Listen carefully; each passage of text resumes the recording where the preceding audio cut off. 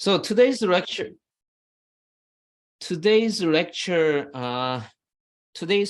objective is you can learn how to mint fungible tokens and get Ether for funding, and you will be able to understand the concept of Oracle and how to use Chainlink data feed, and you can understand ERC20 and how to create ERC20 tokens, and also you will learn various ways to interact between contracts. Actually, when you develop your own project, you will make a few contracts and also libraries. So your contract will interact with other contracts on blockchain or your contract or your library. So you need to learn interaction between contracts. So in this lecture, I will share interaction between contracts. These are references for this lecture, so you can look at this web page and document after this class. Today we will look at a simple crowdfunding contract, many different versions of crowdfunding. This example comes from Patrick Corin's Web3 course, and I modified some code. So you can clone this code from this URL. And also, I already uploaded today's lecture material in Discord. So you can download the material, and then you can look at this slide. Okay, let's recap previous lecture. We implemented a token example in lecture 10. We implemented a simple token contract, and this contract minted all tokens to the contract owner, and other account should get tokens from a faucet. So it's not normal token example. It is very simplified token example. The code was like this. In this code, there is a main data structure called balances. Balances store the relationship between address and the amount of tokens. So that is, this data structure is the key of token. And also, in the transfer function, when someone transfer their token to some other account, it's just adjusting balance data structure, balance variable, decreasing sender's balance and increasing receiver's balance in an atomic operation. So these two operations should be atomic. It means two operations should be run at the same time.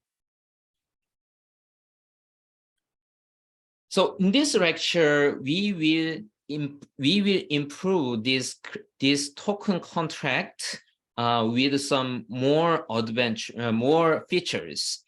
So I will give you 3 different improvements with some knowledge. So the first improvement is getting funds with Ether.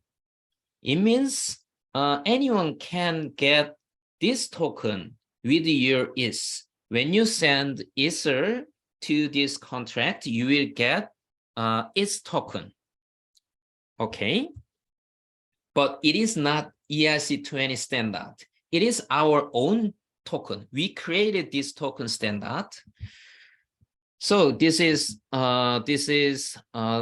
token fund is.sol file. In this file, we will focus on red box. the first red box in line 45. These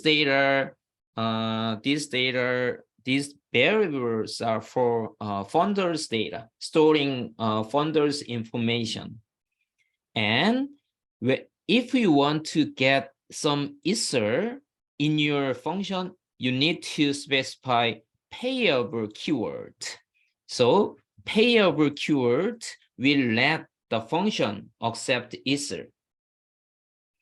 So fund function have payable keyword, and then an account call this fund function.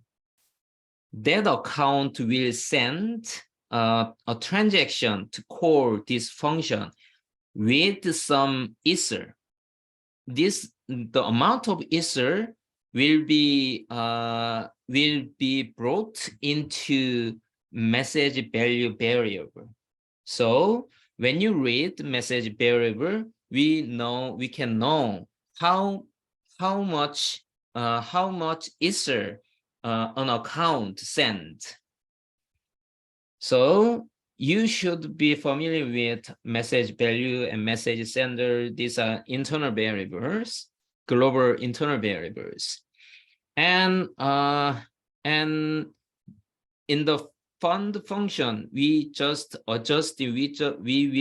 adjust the balances. So owner's account means contract owner. So initially all tokens will be minted to owner's account.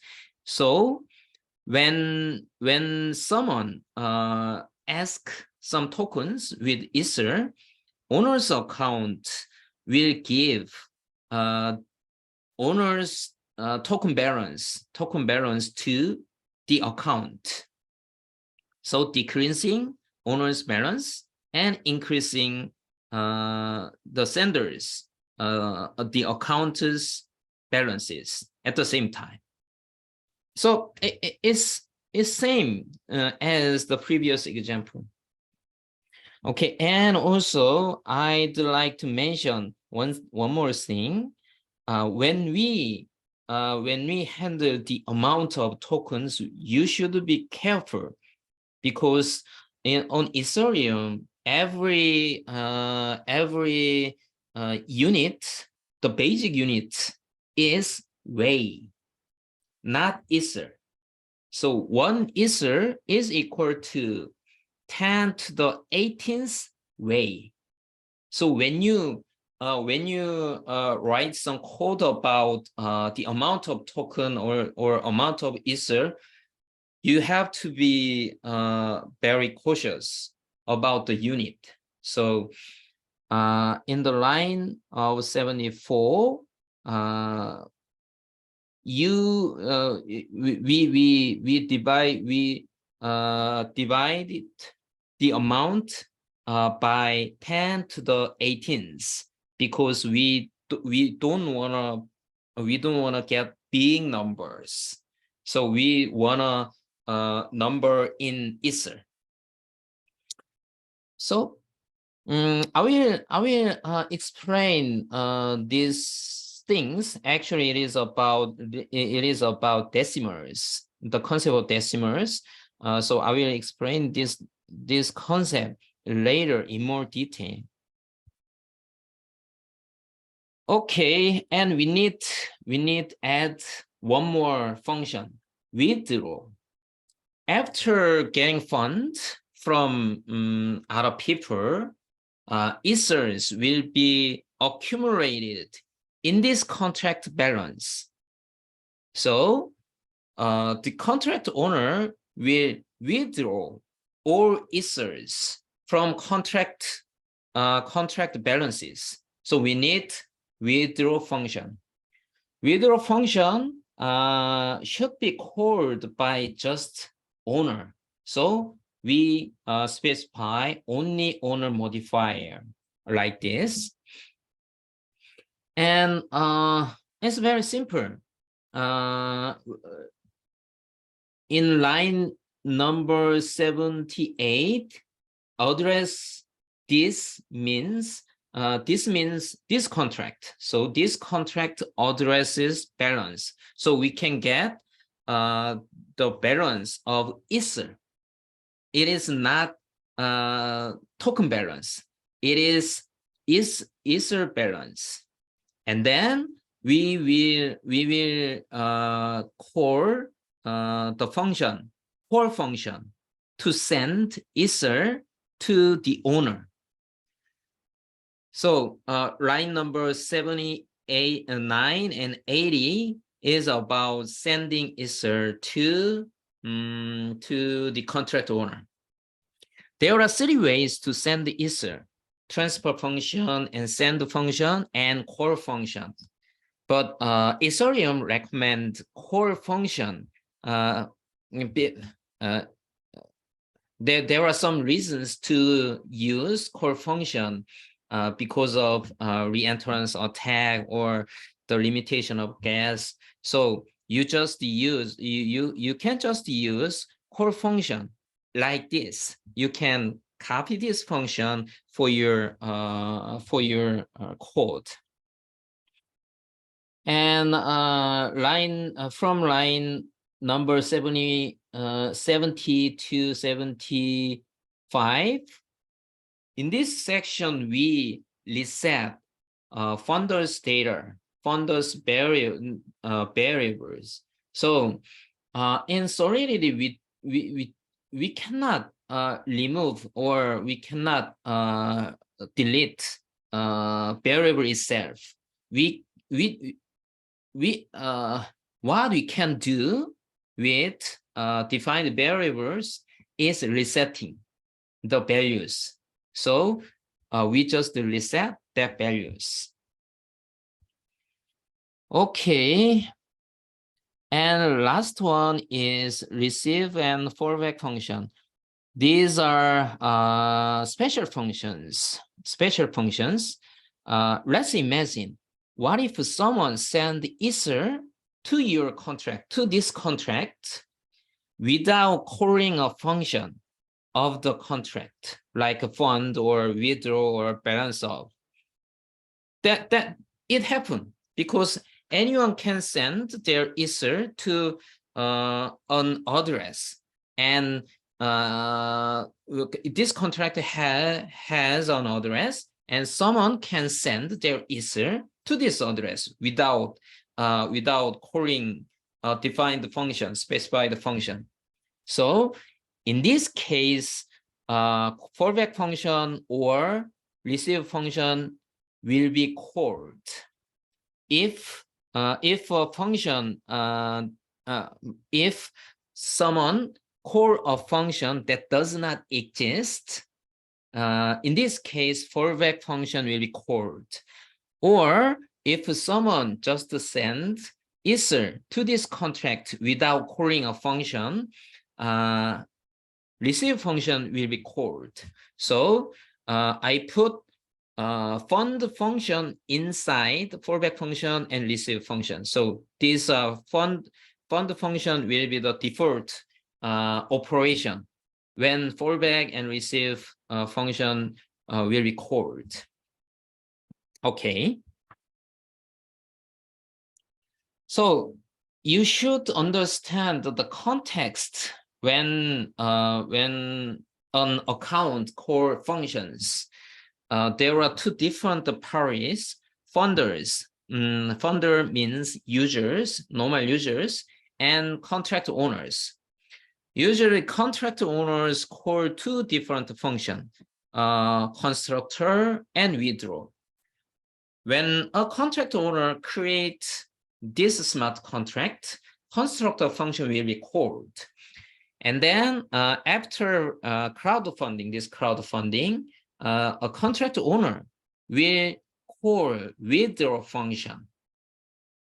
But actually, contract owner can call fund function or transfer function. But funders just call fund function or transfer function.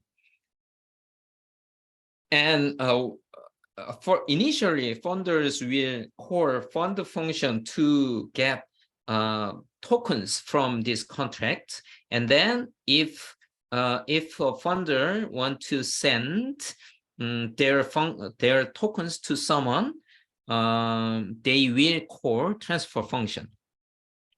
So in this case, two different parties can call same contract.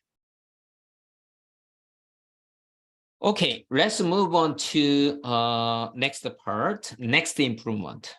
Next improvement is funding with Ether equivalent to USD. In the previous example, we defined exchange rate between Ethers to this token is 1,000. So if you send one Ether to this contract, you can get 1,000 MTT token, my test token, MTT token. So it's very simple. But in this case, the price is not fixed. So you want to make your token with a fixed price, like $1. But in this case, the problem it's not trivial to implement, because you cannot receive USD in smart contract. There is no way. So all you can receive is just Ether. So you have to exchange Ether value into USD value. But as you know, Ether value is changed every time, all the time. And also USD value is changed every time. How can we get exact exchange rate between Ether to USD?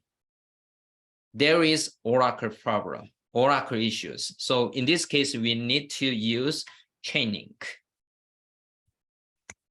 So as I mentioned, challenge is price of Ether changes all the time, and how the contract get the correct price between Ether to USD of the blockchain, because in the blockchain there is no that kind of information. So it is called Oracle issue. Smart contracts are unable to connect with external systems and data feeds, APIs, or any other off-chain resources. So how can we get that kind of information, data? Blockchain smart execution of smart contract should be deterministic. It means every result should be deterministic, because blockchain node, there are a lot of blockchain nodes, So, and every blockchain node run smart contract by themselves. So they don't communicate with each other to run smart contract. So deterministic means 1 + 1. This kind of arithmetic in operation is deterministic. Each node can get same result with 1 + 1, but if a smart contract contains smart contract run random function like random, this random function will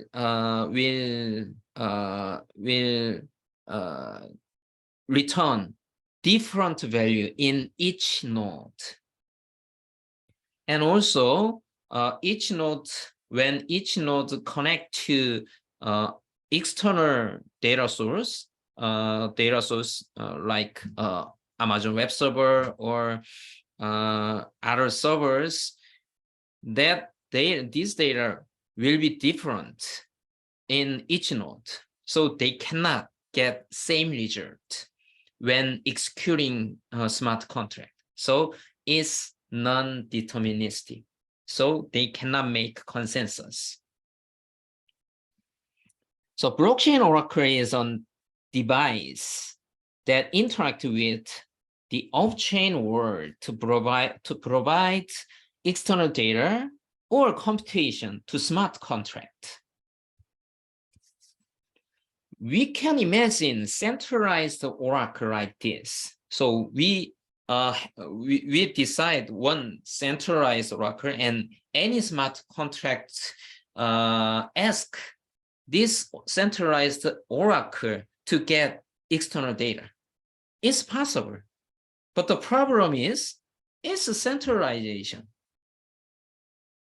The reason why we use blockchain, we want to achieve decentralized application.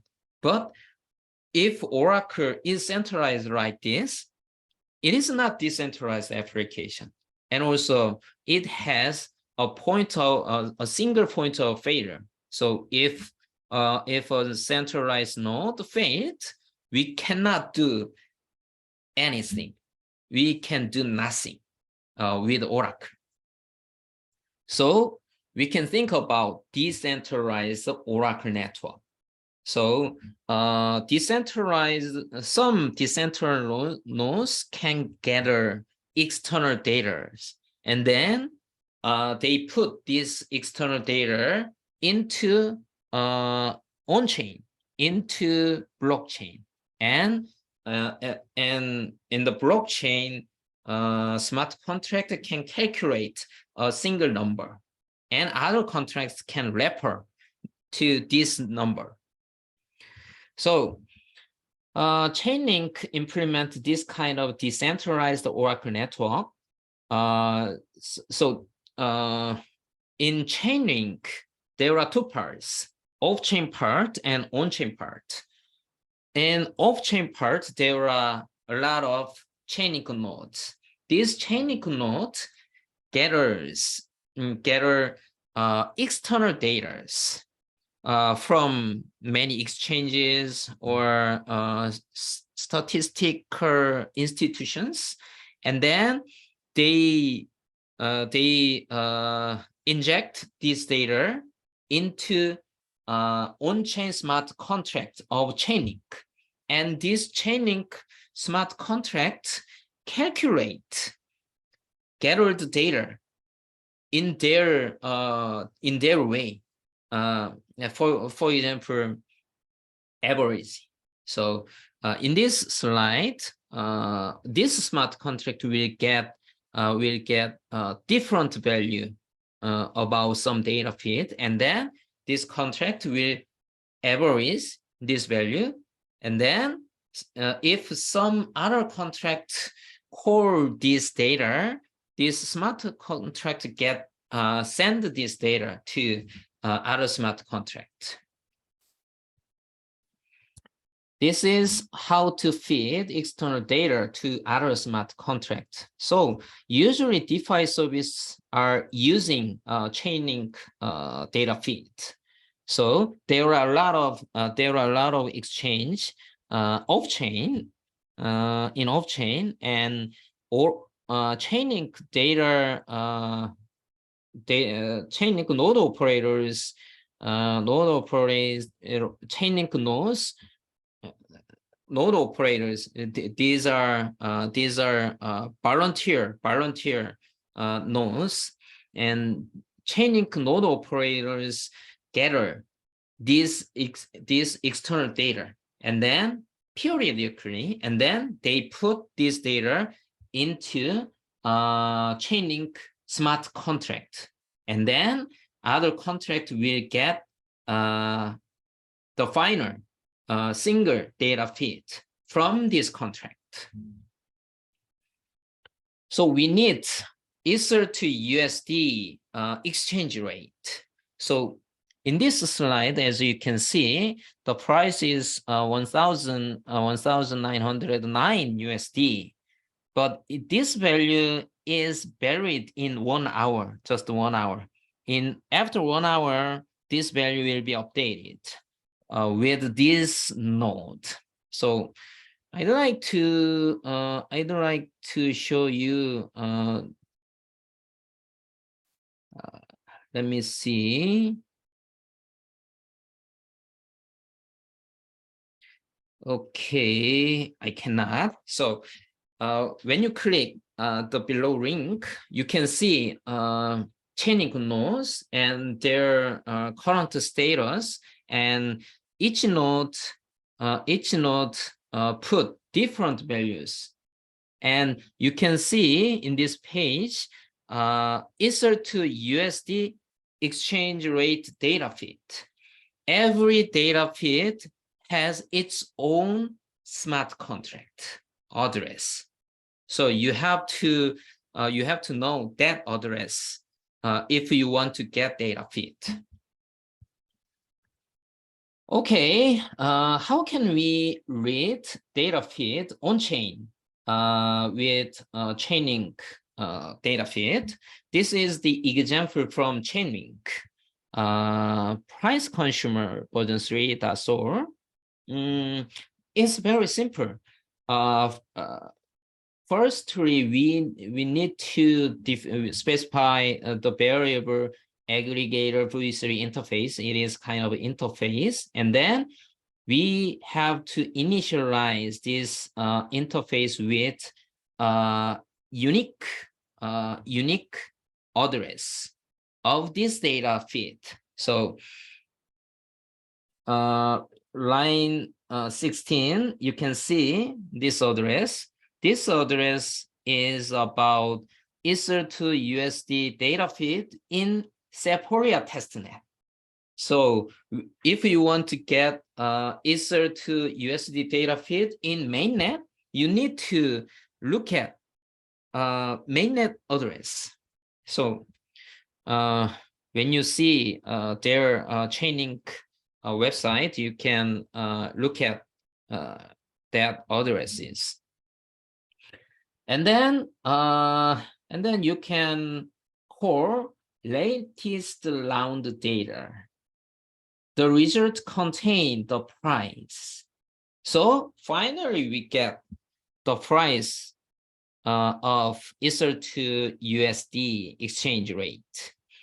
The result will be like this: 1907480000. It's a very wrong number. So it is not USD. It is the way to return the amount of value in Ethereum. Actually, in this case, the result will be in 8 decimals. It means you have to place a decimal point before the last 8 digits. So this value means 1907 USD. So you have to analyze like this. So I will explain the concept of decimal later in ERC20 smart contract. Okay, so we can reuse this part. So I create a library in order to reuse this code for other contracts. So library is very similar to contract. Instead of contract, we have to specify library in line 6, and other code the same. Okay, that's it. And then token fund USD contract can call this library. At first, we need to import a library in line number 5, and then we have to use using for syntax to use library. So when you specify using library name for type, any type variable can use library function. In this case, type is uint 2 and 56. So any uint 2 and 56 variable can use library functions. Line number 48, message value core gain USD value of Ether of libraries. So it's possible because using type syntax can extend types functionalities with libraries. Okay, and we get USD amount, and then remaining parts are same. Okay, but in this case, we need to understand how Oracle works and how we can get data feed from Oracle. So I'd like to explain Solidity library in more detail. Solidity library is a different type of smart contract that contains reusable code. Actually, library is also smart contract. Once deployed on the blockchain, it is assigned a specific address. And this address will be used by other contracts to call library functions. Why should we use library? We can save development time and resources because we don't need to write new code. And also it is economical because we can save gas by using already deployed libraries on Ethereum. So we just call that library. And it is robust. Most libraries, most famous popular libraries are already tested and verified by many open source developers or many engineers. So it is more robust. But there are some limitations in Solidity library. Solidity libraries are considered stateless. It means Solidity library cannot have any storage. So you cannot specify state variables. You can just specify constant variable. And also, Solidity library cannot hold ethers. It means you cannot make payable functions, and you cannot inherit nor be inherited with libraries. So you should only be used to perform simple operations based on input and return result.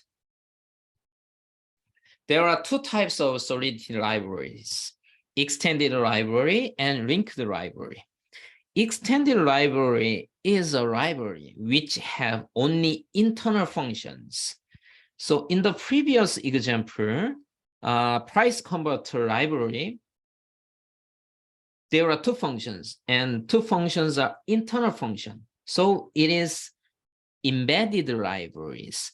So it means this library will not be deployed on contract. This library will be embedded into my contract. In this case, this contract. And EVM simply call the function, library function with jump statement, jump OP code. So it's very simple. But different library is linked library. It is a library which have public or external functions. So in this case, this library should be deployed on Ethereum. And then library will have unique address, and other contracts has to initialize library contract variable with this address in order to call library functions. You should be careful when you call library functions. It is the context problem. So I will explain this with some code example. This is the example of linked library. It's very simple library. I wrote library mass read this library just contain one single method function multiply, and it is public. So it is linked library, and this library should be deployed. And this library will return multiplication result and address this. So normally, when we call this function in a contract, address this will be this contract address. In this case, library's address. But in this case, contract example will call this library function. So the result will be example contract address, not library's contract address. So this screenshot shows that example contract address like this 0xD8B blah blah blah, and this is the result. Up down result was the same as core example contract address. So what I mean is this and message sender and message value and so on, these global internal variables will have values of the calling contract, not library contract. So you should be careful when using linked library. Okay, there are some useful Solidity libraries from OpenJePrin. Maybe there are some other libraries from other providers, other companies, but I don't know. OpenJePrin libraries are already used a lot and tested and verified a lot. So I just wrote some useful Solidity libraries from OpenJePrin. So you will see many library when you look at other smart contract like this. So you can check this library after this class. Okay, let's move on to next part. Finally, we will meet ERC20 token. So implement 3 is minting ERC20 token and get funds with ERC20 tokens. We minted our own token MTT. However, we cannot see them in MetaMask, and we cannot connect MTT tokens to DeFi applications. Do you know why? It is not standard. It is not standard. So crypto wallet, exchange, DeFi service cannot understand our token MTT. So we need to implement ERC20 token to use crypto wallet and exchange and DeFi service. So ERC20 token standard is a standard interface to implement fungible assets like tokens. And fungible means each token be exactly the same as another token, like dollars and cash. Why should we follow ERC20 standard? We can save time and resources to develop, because we don't need to implement our token from scratch. There are tons of reference implementation of ERC20, so you can just inherit that reference implementation. And also, ERC20 token easily interact with various wallets, exchanges, and decentralized applications. Those applications already understand the ERC20 token. So when you mint your own ERC20 token, you can put your ERC token into crypto wallet and other DeFi service.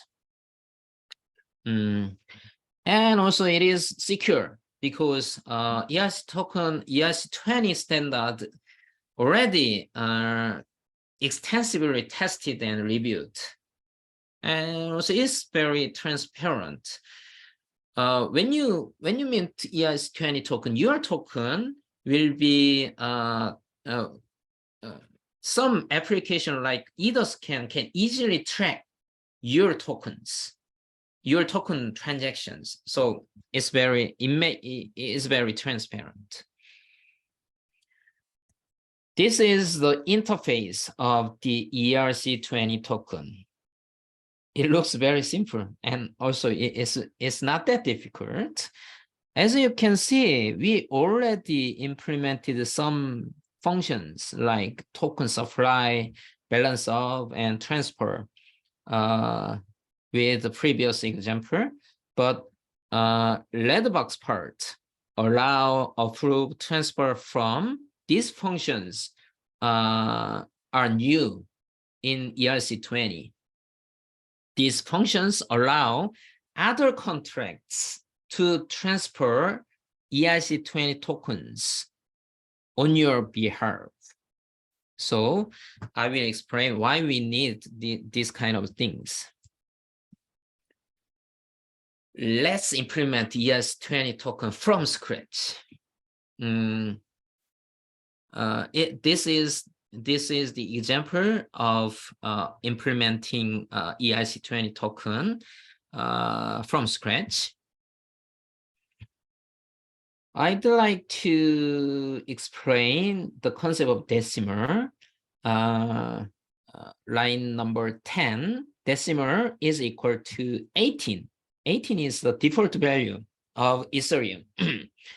The number of decimal, sorry, the number of decimals used to get its user present representation. For example, if decimals equal to a balance of 505 tokens should be displayed to a user 5.05.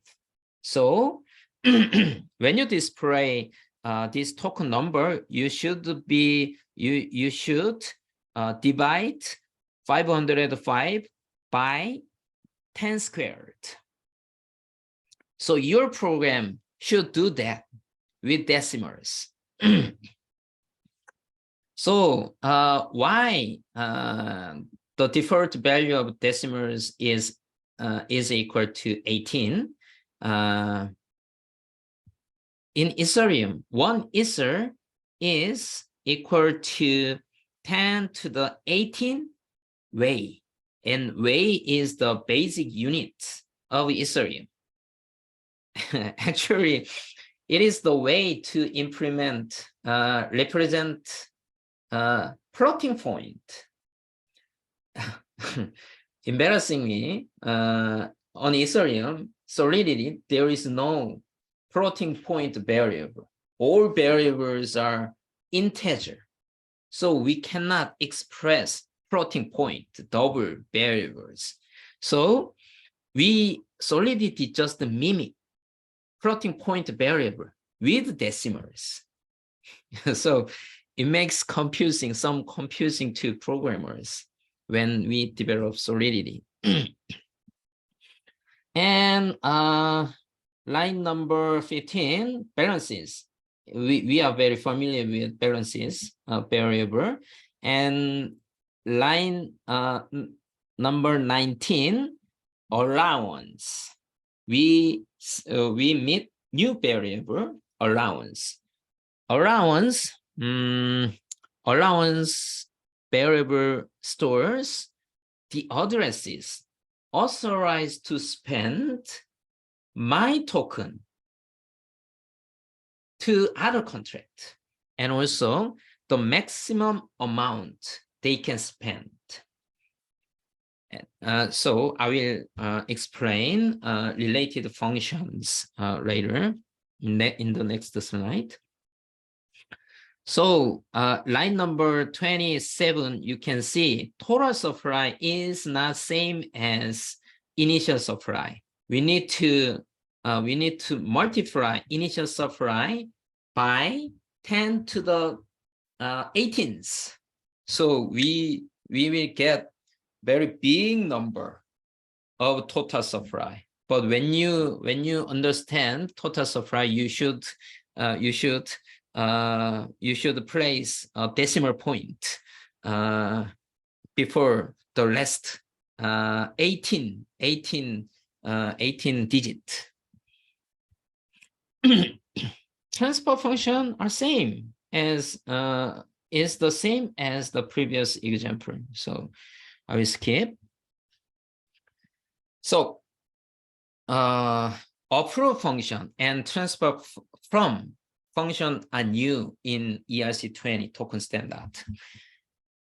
When we delegate our token to other contracts, we need to approve.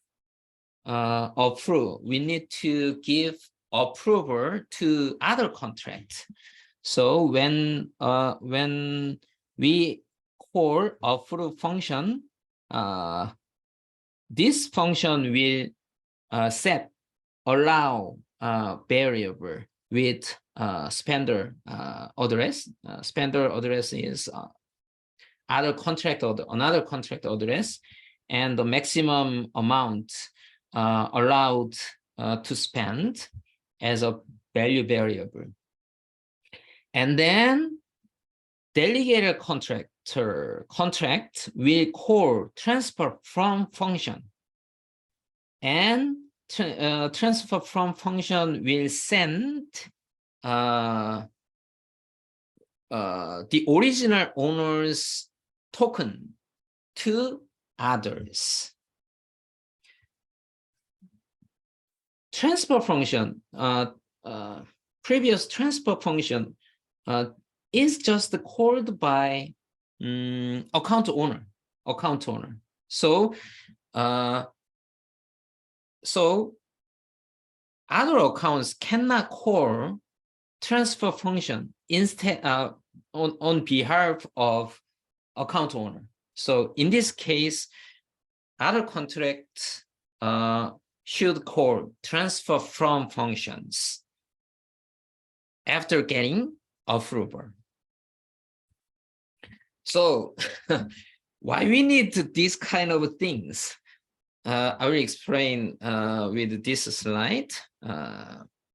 As you can see, there are two different contracts, ERC20 token contract and DeFi contract, like Uniswap.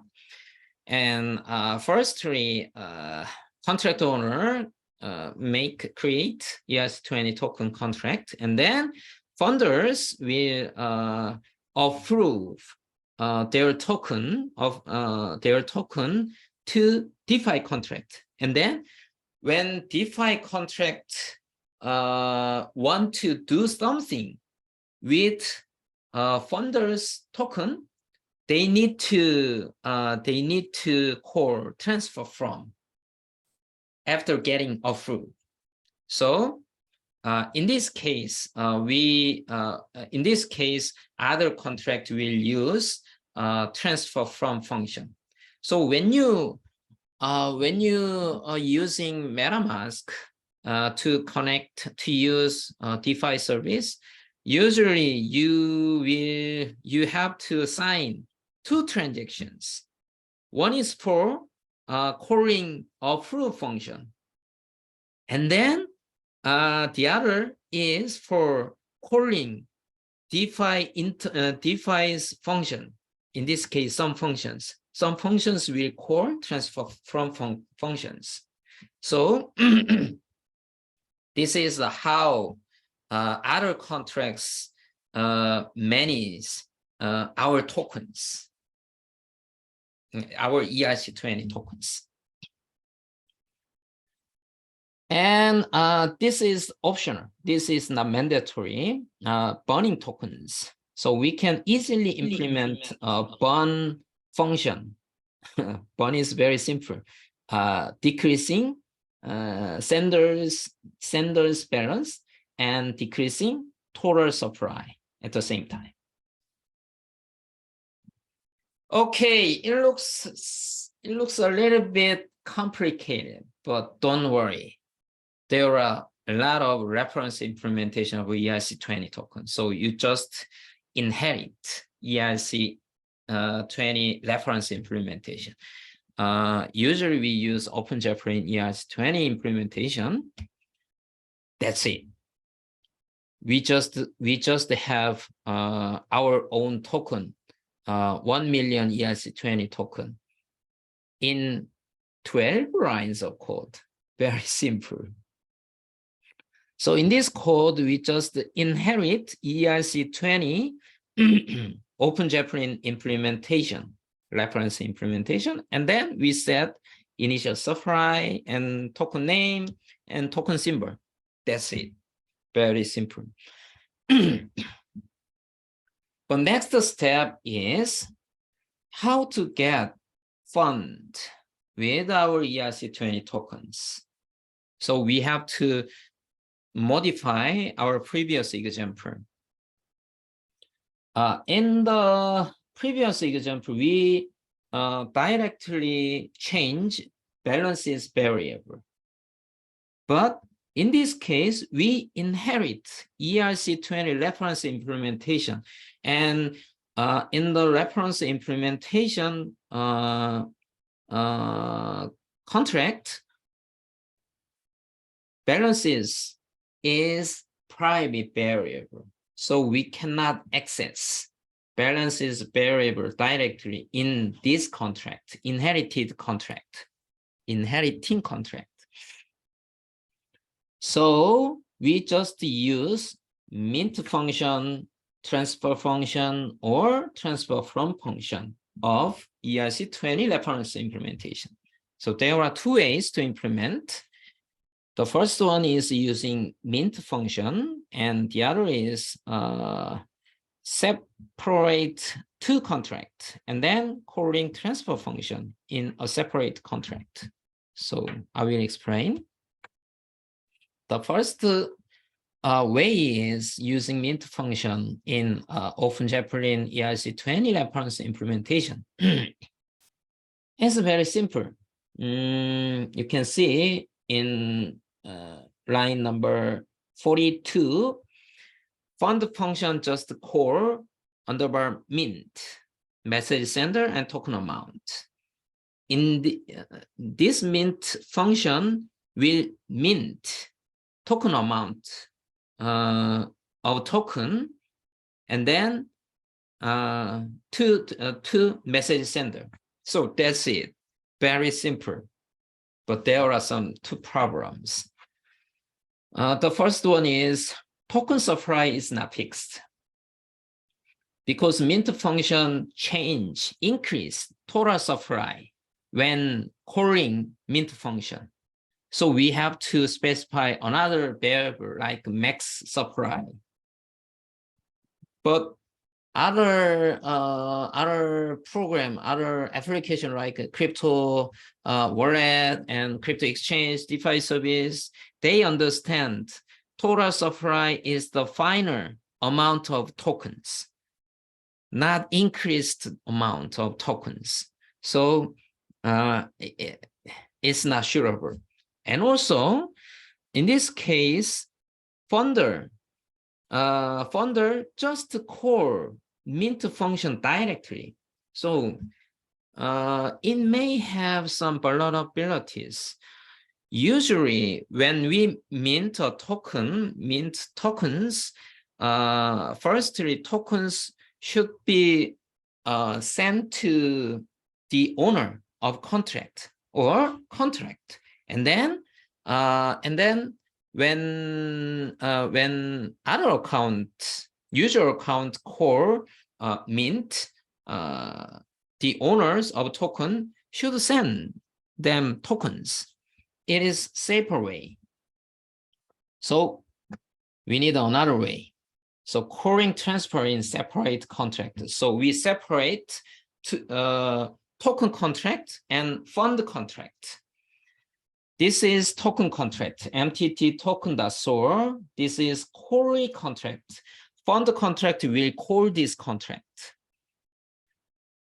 As you can see, this token implement ERC20 by inheriting reference implementation, and we one more function, mint token. Mint token mint all tokens and then send them to message sender. Message sender will be a caller contract. So this is a caller contract, MTT token fund, so funding contract. So firstly, in the constructor, we initialize a contract variable with MTT token contract address. So before deploying this contract, we need to deploy MTT token contract and then get token contract address and then put this address into this code. And then we can call token contract mint token with initial supply value. Okay, that's it. And then when an account, when a funder call the fund function, token contract transfer function will be called. And in this case, message sender will be caller contract address, not the account owner's address. So we can contract can send contract balances token to this funder. Okay, so we implemented crowdfunding with the ERC20 token, but is it safe?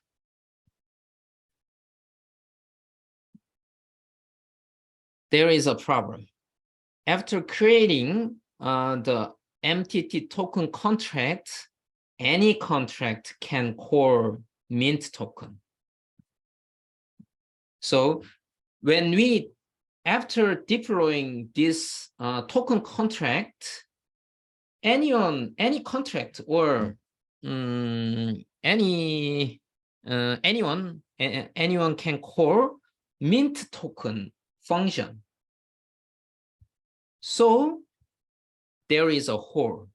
So we cannot guarantee the MTT token fund contract will be the first caller.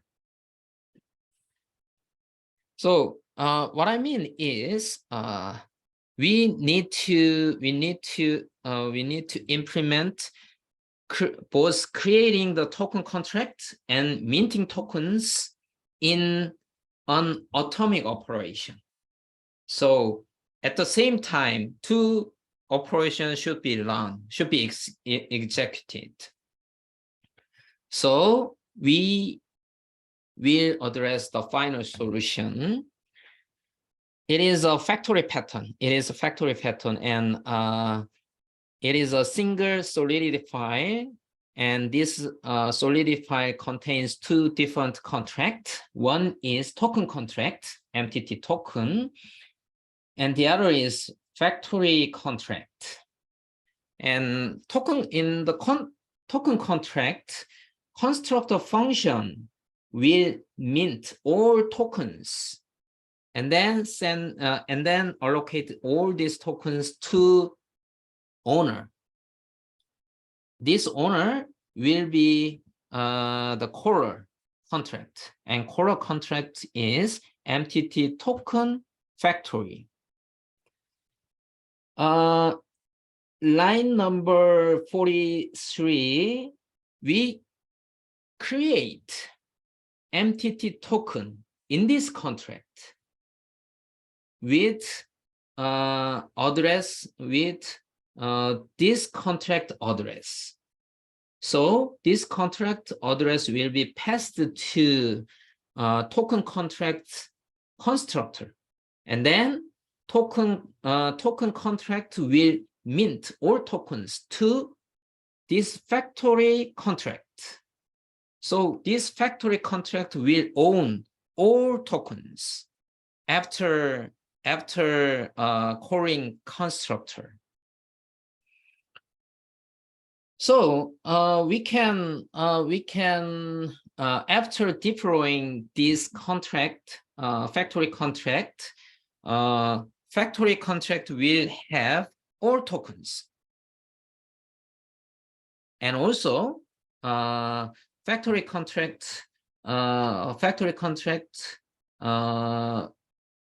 can call, so other account can call fund function, and this fund function will call transfer function of token contract, and then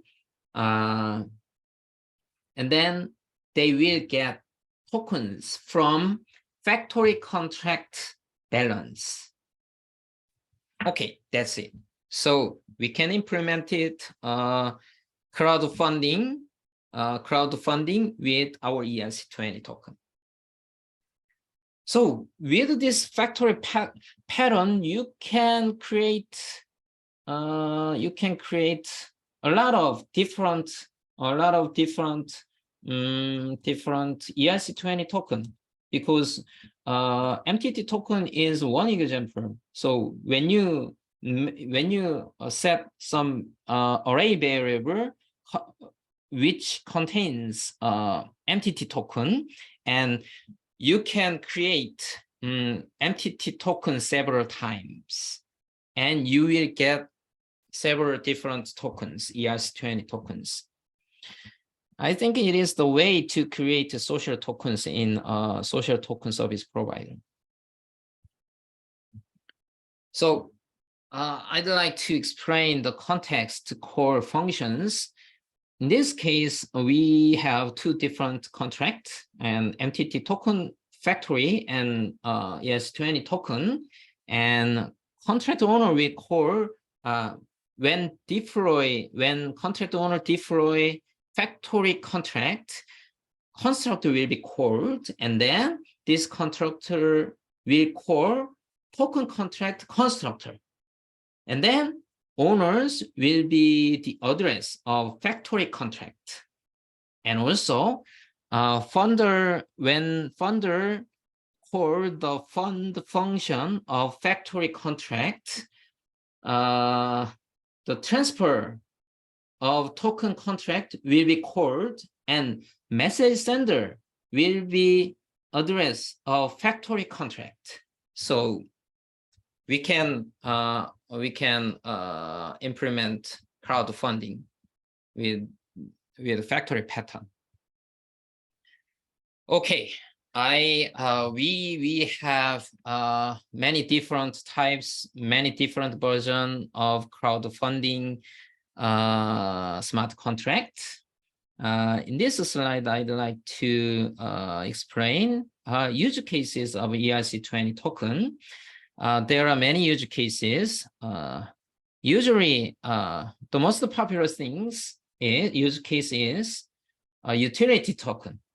So utility token is a token that provides access to a project or a service or platforms.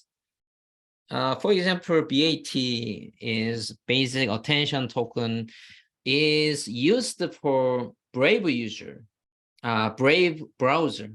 If you install Brave browser, you can get a BAT token when you see some advertisement of web page. And so it is kind of a utility in Brave browser. And governance token. It is a token. There are tokens that grant holders voting rights in DAO or decentralized applications. So Maker is a governance token for MakerDAO stablecoin, DAI stablecoin. And we can implement stablecoins with ERC20. So many case, stablecoins are ERC20 token, just the ERC20 tokens. For example, USDC is ERC20 token. So we can send and receive USDC on Ethereum. And we can put our USDC on into MetaMask. And asset-backed tokens, we can implement asset-backed tokens with ERC20. So we can, in this case, ERC20 tokens value is backed by physical asset like real estate or gold.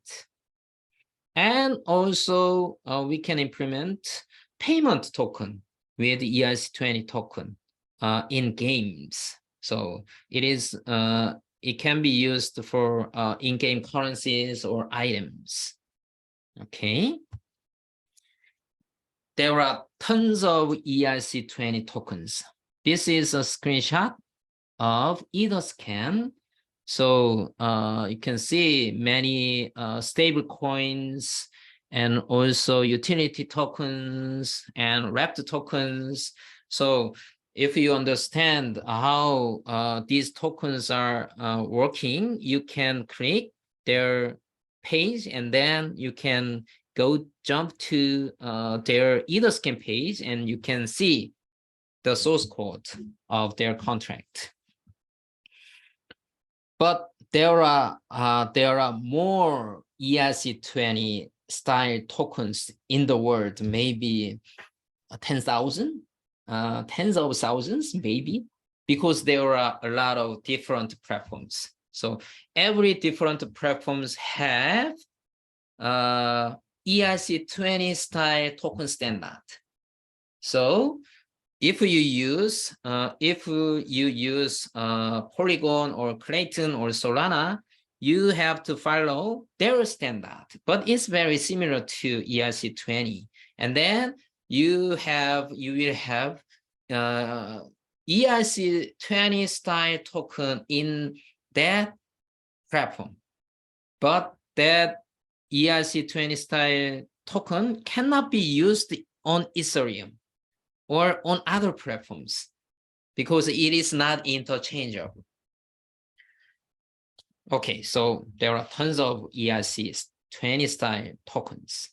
And it is not easy to implement ERC20, but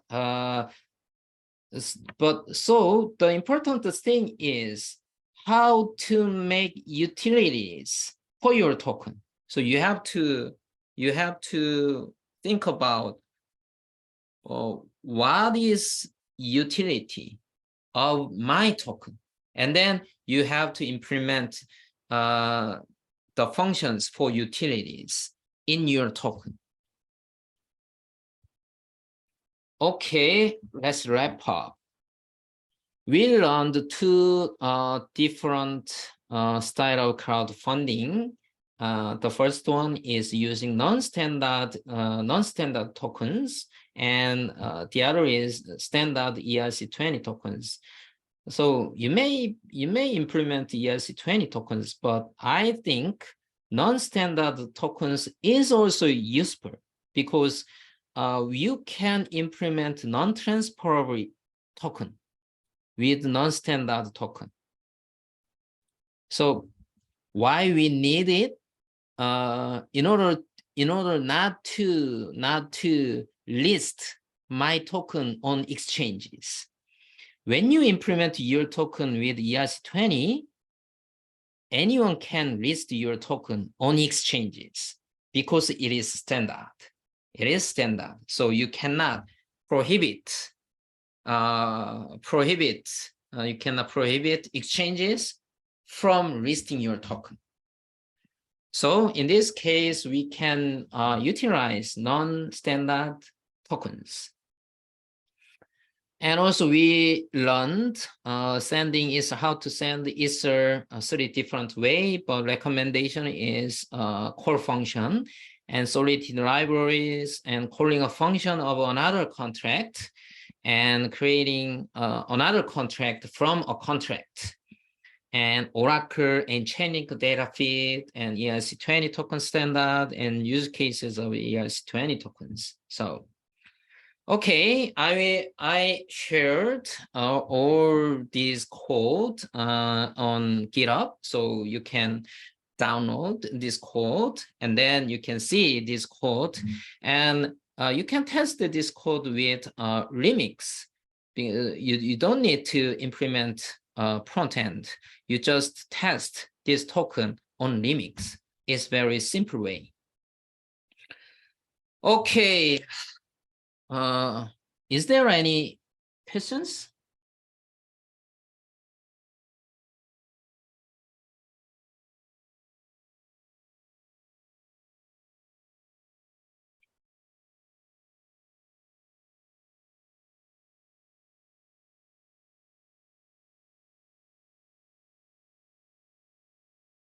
I will count 10 seconds in my mind.